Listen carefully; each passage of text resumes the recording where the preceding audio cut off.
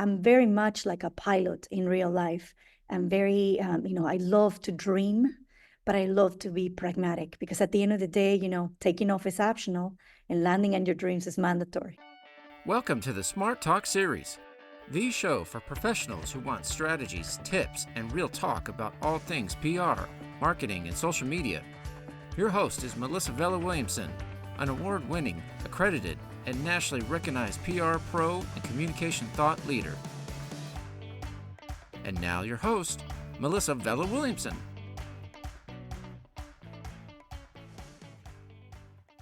Hello and welcome to the Smart Talk series. I'm Melissa Vela Williamson.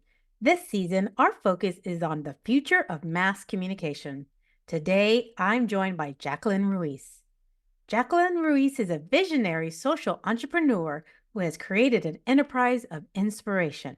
Her keen sense of service, coupled with the vision to bring good to the world, have led her to create 2 successful award-winning companies, 2 nonprofit organizations, author 33 books, and become one of the few Latina sports airplane pilots in the USA.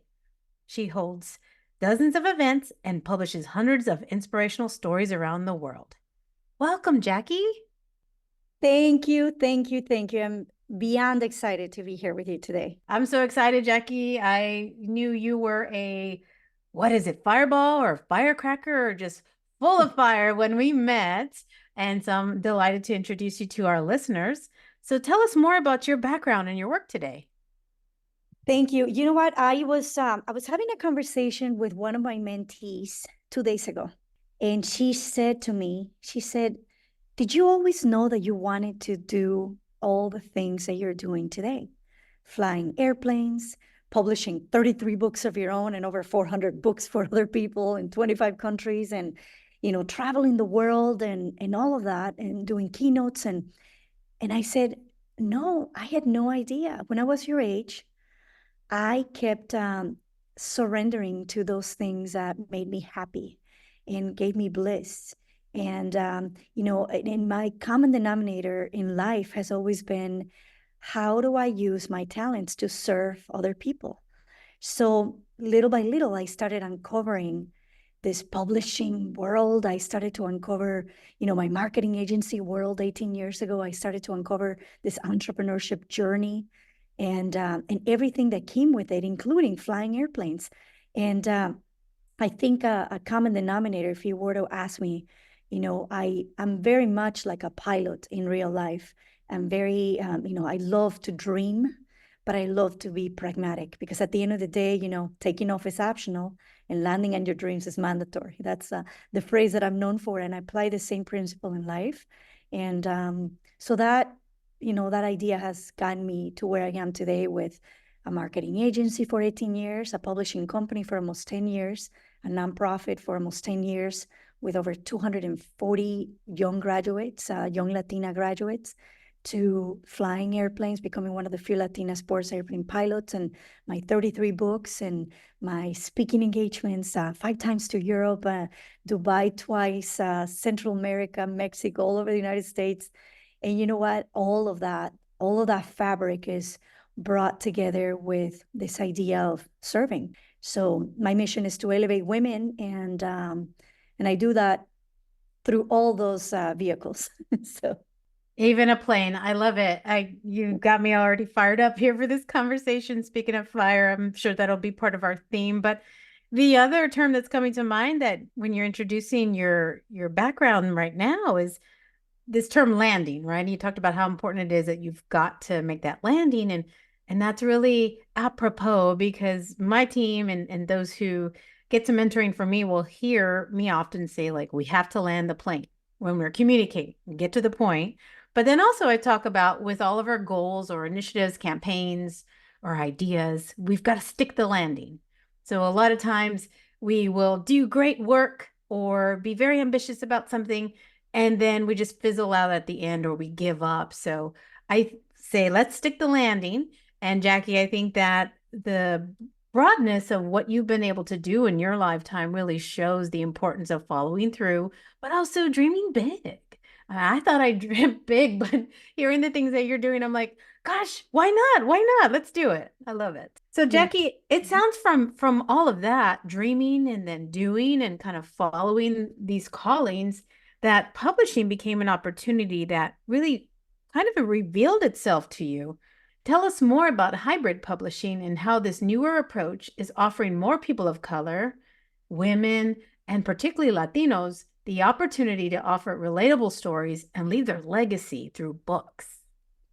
Yeah, thank you. I think that hybrid publishing becomes a beautiful middle ground for people that do not want to take on this mountain of self-publishing and learning an entire industry in a short amount of time. And also the quality, right? I mean, a lot of the bookstores, a lot of the libraries, a lot of the places that are purchasing the books, they can see a self-published book sometimes a mile away, right? And it's like, part of it has to do with the quality or missing items or missing things. And then, of course, if you go the other route, on the other side of the spectrum, you have these big publishing companies that many times require you to complete the entire manuscript before you even consider to be part of their publishing house. And they of course take part of the royalties. They sometimes they give no say as far as the author, as far as like the design or what they want, what their heart is telling them. So when you think of the dichotomy of, okay, do I go self-publishing, do I go here, and knowing that the full-blown publishing houses sometimes they ask you for exclusivity, and you have to submit a manuscript, wait 30, 60, even up to 120 days for them to say yay or nay. And then if they say no, which most of the time they say no, you basically end up at square one. So hybrid publishing gives us the ability as authors to basically manage the process because you have access to an entire team of professionals that are going to be taking you from A through Z. You have a guidance team, you have a developmental editor, you have a line editor, proofreader, designers, illustrators, all of that helps you do that. Second, the ability to keep 100% of the royalties. That's something that I wanted to do. And that's something that I decided to do. And not all the hybrid publishing companies do, but I wanted to really empower that because before I'm a publisher, I am an author. And I was an author 6 times over before I decided to create my own publishing company. So I think that for those individuals that want to control the process, that want to be, aware of all the different steps, but want to have access to an entire team of professionals and want to keep that, I think that is, hybrid publishing is the best thing since sliced bread, according to my opinion. No, I love it too. And for full disclosure for everyone listening, my first book, Smart Talk, Public Relations Essentials All Pros Should Know, that was through a publisher via hybrid publishing, which meant I wrote the content, I had the idea, I shaped what the title would be, the theme, the outline, every piece. They guided me through the process, much like your company does for aspiring authors. But at the same time, I controlled every aspect of it that I really needed to and I really wanted to, which meant that, I wasn't beholden to traditional publishing and in some ways a system that, if you look at the stats, aren't really backing people like me. I knew the odds for publishing a Latina who wanted to write about public relations and didn't work for Disney or a large corporation. It was very low because the number of Latinos who really describe themselves as authors to the Bureau of Labor Statistics and whatnot, that was only somewhere between 5, max 7%. And who knows how many of them disrupted the system and just published themselves and checked a box, right? Or did it through hybrid publishing. So I love the best of both worlds where you can have the guidance and support and the professional acumen of a publisher like Fig Factor Media and your company, Jackie, but then also the content is yours and you are making the decisions on every aspect that really makes it your own piece of content and your own gift to the world. So absolutely, I want to make sure people know the difference, right? This is professionally done. And what I loved is I didn't know how my first book got up on Amazon and where the ISBN number came from and the barcode and all those important things. But I'll tell you, having made a book before for an organization, I realized what I didn't know during that process. So it's always nice that if someone's brave enough to share their story, share their point of view in the written word, in a book, that itself is hard enough. I think having a guide through a professional publisher is really helpful. And let's be honest, not all of us can take the rejection that comes with pitching traditional publishing houses. There's a smaller number of options of publishing traditional publishers. So that I just love this marriage that you have there with hybrid publishing. So, how does Fig Factor Media, your publishing company, select which topics and authors to work with? Usually, our line of work has been in a couple of, or more than a couple of different genres. Number one, we do a lot of anthologies. We have over 50 anthologies of different collections of either Latinas in a certain area, as well as different verticals. So today's Inspired Leader, for example, or today's Inspired Young Latina, today's Inspired Latina, which was my super series where I published 10 books before I started helping others publish their own series. So typically anthologies is something that we do incredibly well. We love creating anthologies and collections of stories. Business books, how-tos are important as well, where we download the knowledge, the content, information, experience from someone, and we basically package it up into a process, a model, something that could be easily picked up by someone else. And then we do children's books.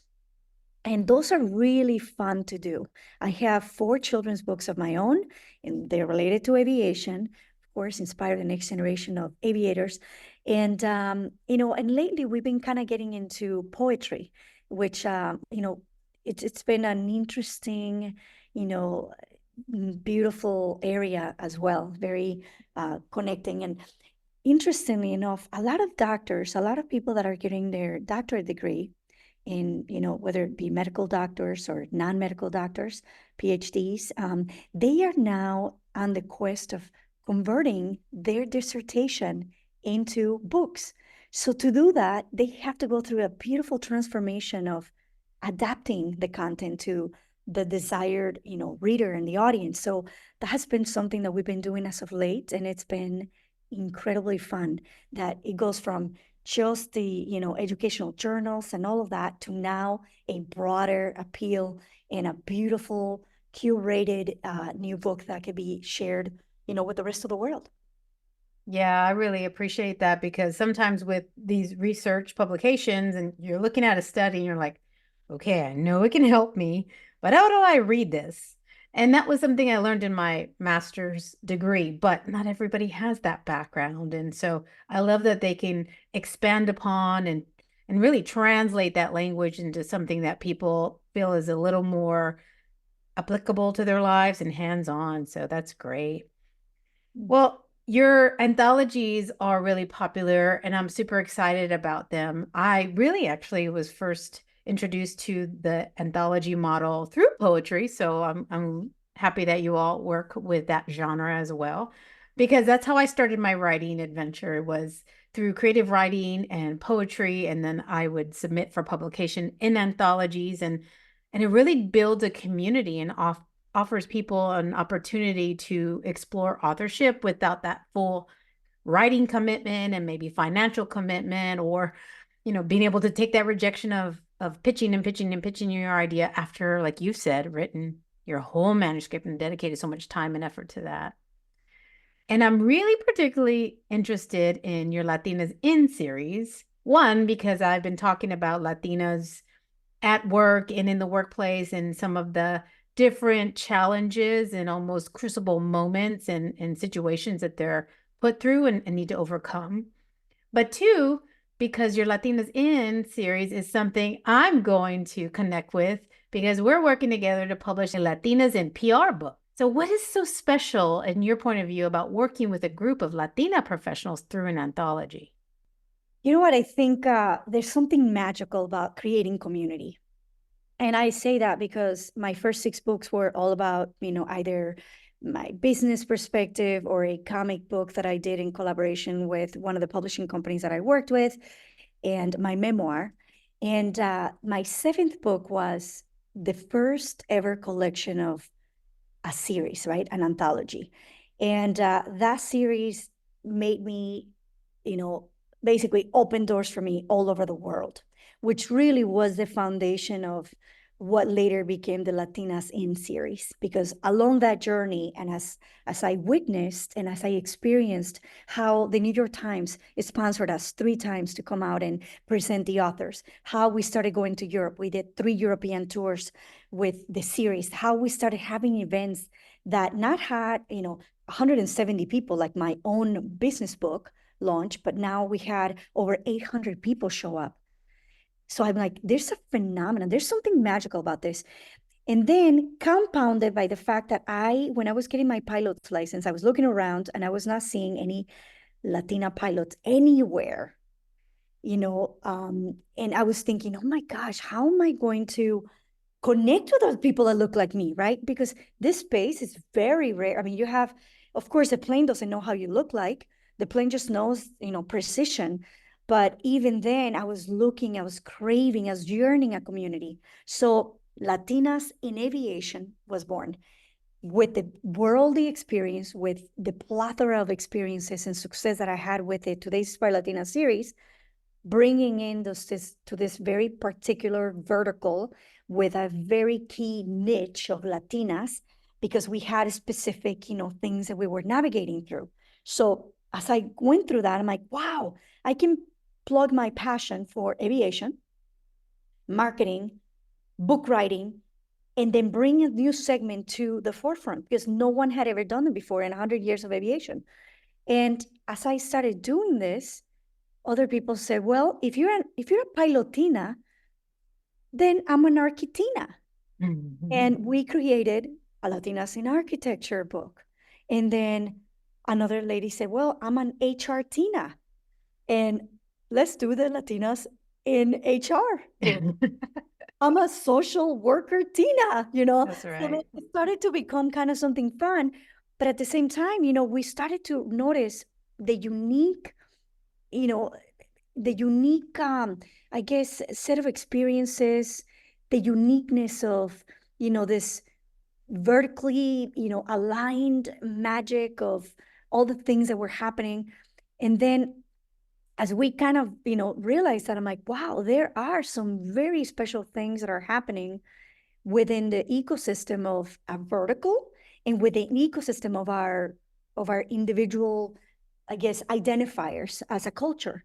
So it has been nothing short of amazing, with now close to, I mean, probably 40, 50 anthologies that we've published, with thousands of stories, thousands and thousands of stories, in the Latina Scene series and other series too, that, basically proclaim that, that alignment to their vertical and their cultural alignment. And it is just so beautiful. Yeah, I'm really excited about the idea because, of course, I have my lived experience as a Latina and how I identify with that at times as a main identifier sometimes. And in some situations, like not necessarily a main identity piece. And in work, sometimes the way we look, people just are born to categorize. So they're like, I see you, I see your color hair or eyes or whatnot. You must be this or that. And so this has been really interesting for me as I curate and look for the authors to join me in this anthologies to see the different kinds of reactions people have to it. I think there is something magical and unifying about bringing people together through this option of an anthology. And what's been a little heartbreaking, Jackie, is that sometimes when people talk with me, these ladies talk with me about the opportunity, it's that perennial question of, am I a fit? Am I enough? Am I Latina enough? I'm only half Latina, or I come from this background or this country, or I have a degree or I don't have a degree, or I work in this part of PR. So really them almost self-selecting out has been the part that I've just been so grateful to have the opportunity to work with them through, whether or not they become authors, is the fact that I could say, oh, of course you'd be an amazing fit. Of course your story matters. Of course your point of view and your experience counts. And all of it can help somebody. And so I just want to make sure that anyone listening and is considering this idea of authorship or just writing down and sharing your background, your story, particularly your hardships, that is really, really important because none of us don't struggle at some point in life. And it's how we learn to deal with adversity and how we can share that with others so that maybe their journey is a little smoother and they go a little farther in their life. That is the point, I think, of everything we're doing. So I have been enlightened through being the main author and pulling together a community across the nation on this.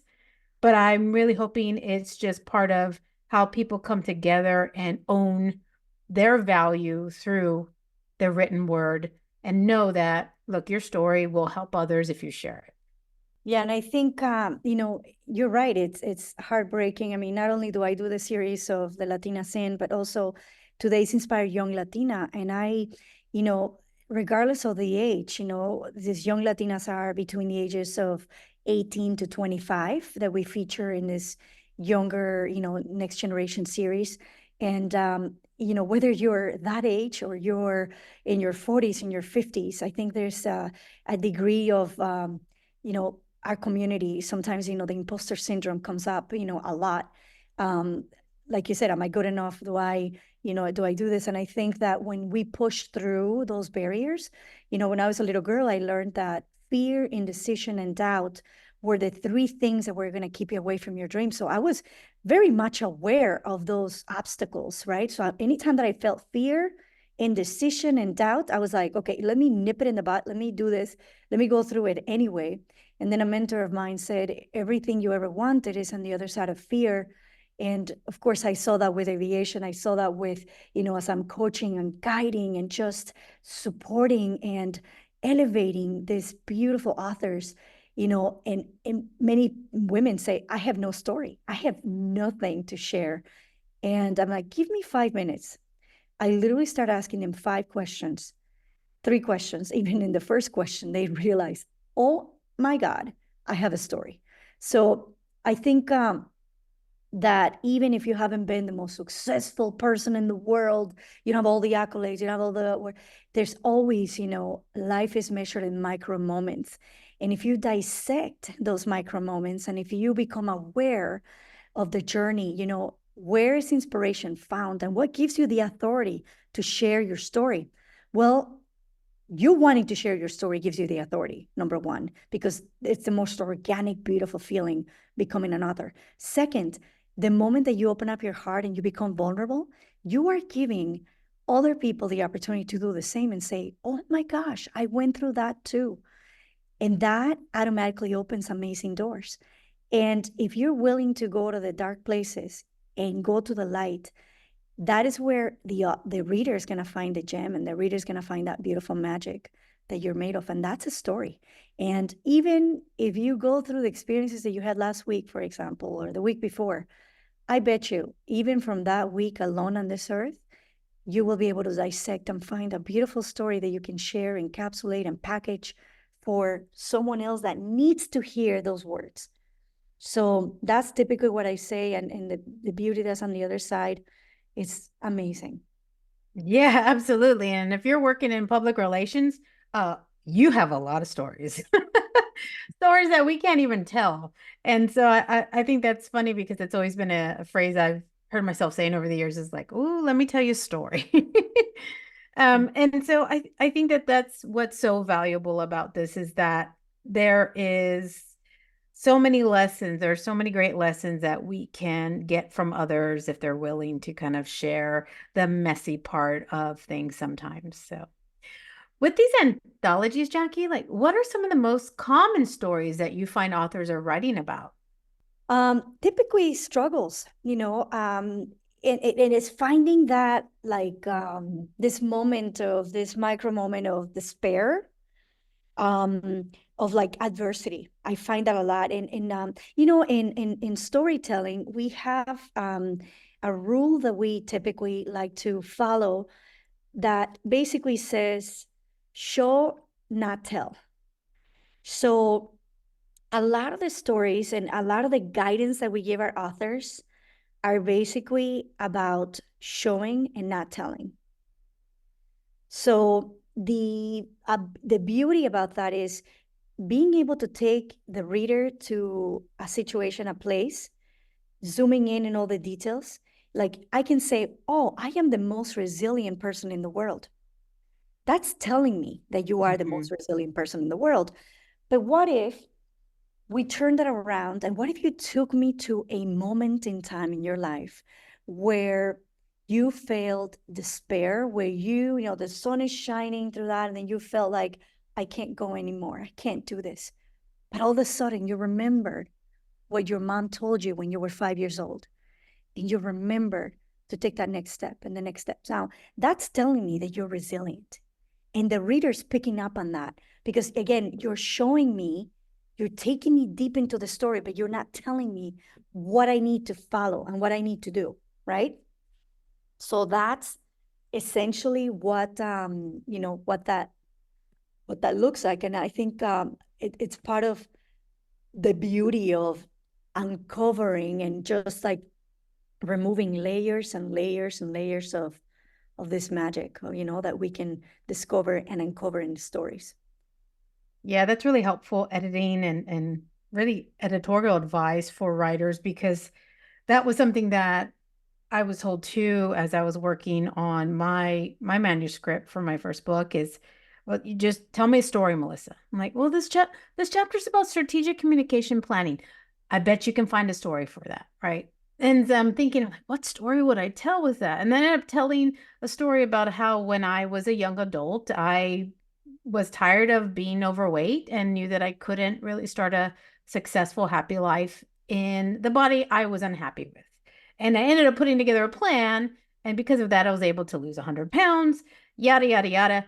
Point being is you can always show the reader, you can always show people what you mean, and then they can come up with that conclusion that this person is resilient, this person knows how to make a plan and stick to it and stick the landing.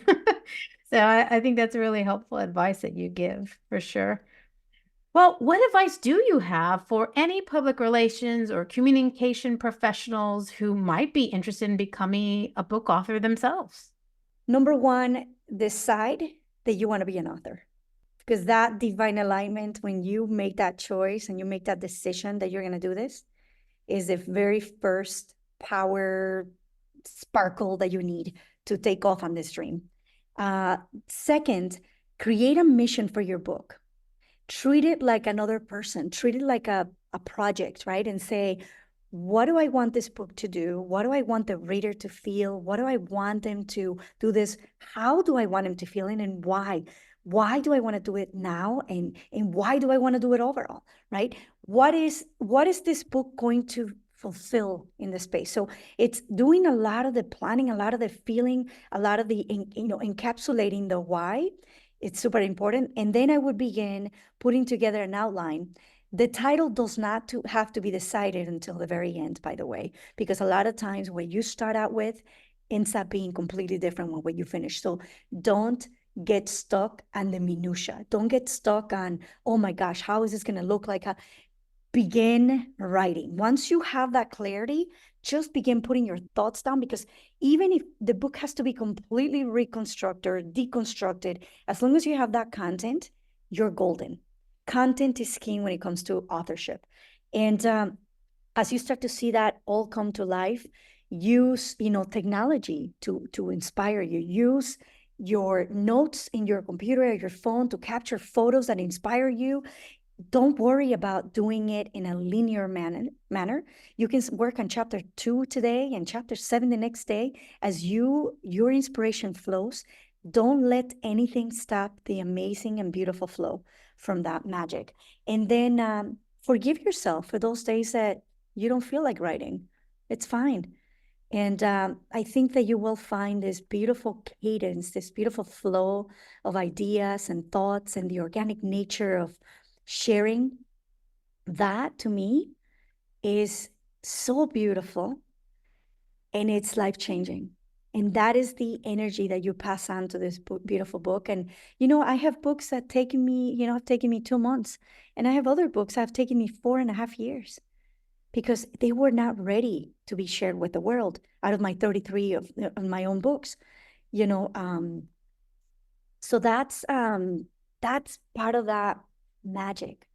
It's just realizing, how do I encapsulate all of this magic, the mission, the niche, the audience, the why, the how, and then how do I infuse technology using, for example, the outline feature in Word is one of the simplest and most amazing tools, because once you have a lot of content, it'll save you hours and hours and hours in the editing, review process just by using that feature, because every chapter basically compacts to like half a page of one page. And then when you're ready to work on that chapter, you expand that section and then you work on that chapter, and then you come back to the other chapter, you come back to so it's really amazing. Yeah, I love that guidance. And I hear you saying magic a lot. And I kind of, when I hear you say that, I'm like, that's a Jackieism. Like I totally hear that. And, but there is something so true to that. I've told folks before, they're like, oh my gosh, how are you doing what you do? Or how did you write that book with on top of owning a business and raising kids and all that? And I'm like, well, part of it is I felt called to it. And I am a faithful person. I told God, look, if you're asking me to do this, then I'm going to need some help. And it feels like when you are writing, a little bit like you're a surfer in the ocean. And when there's a big fat wave coming your way, like jump on. And that's the way it feels like when you get that writing muse or you get that idea. So many of us have great ideas when we have quiet time, when we're showering or walking the dog or whatnot. And yeah, I would like, oh, I need to put that in my phone. And I kept had an outline, and I knew, okay, chapter whatever is about this topic. I needed to first come up with a story to humanize this concept and bring people in. And then I needed to walk through the how-tos. And because I had that framework, then it was easy for me to, when I literally walk the dog sometimes, I would have that Google Doc up on my phone and I'd hit the little microphone, talk to text. Here's a tip. And I would just talk about it. I would have that conversation like if I was on a panel or if I was presenting to someone about the idea, about the concept, or tell the story. And then I would look down every now and then, check it, make sure, okay, is this so badly transcribed that I'm not going to know what it means when I sit down at the computer? More often than not, I can make a little switch so I would remember, like leaving little breadcrumbs there for myself. And it was so helpful for me to just kind of express what I needed to and not self-edit. Because a lot of us as professional writers, when we sit down to write something, we're so tough on ourselves that we don't let those creative juices flow and get onto the page. It is so much easier if you just have that raw draft there and then edit it, clean it up later. So I want to underline the magic in the process because there is something quite mystical about that. But you have to work with that energy and muse and really work with it when you have it. And sometimes, like you said, Jackie, on your book that took years to write, it's just not the season. You need to percolate on the idea. You need to come back to this, but write down whatever that was, that idea, that concept. And when it's time, that wave will come back through. I love it. And you know what? At the end of the day is about finding your mission.